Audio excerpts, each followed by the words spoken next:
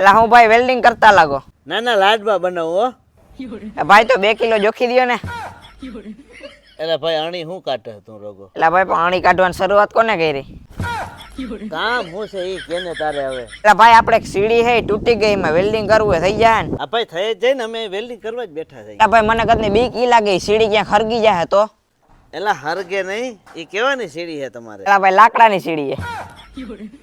હવે એલા ઈમાં વેલ્ડિંગ ના થાય કઈ, જવા દે હાલ. એટલે ભાઈ તો સીડી સાઈડમાં મૂકો, આપણે એક ડોલ તૂટી ગઈ એમાં વેલ્ડિંગ થઈ જાય ને.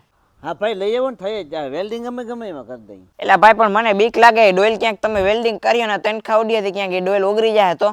એલા પણ એ ડોઇલ કેવાની છે ઓગરી જાય તી? ભાઈ પ્લાસ્ટિકની. એલા તી તો હાવ આણી કાઢી. વેલ્ડિંગ લોખંડની વસ્તુમાં થાય. એટલે ભાઈ તો આપણી પાસે લોખંડની બારી હે એમાં કરી દેવાનું વેલ્ડિંગ.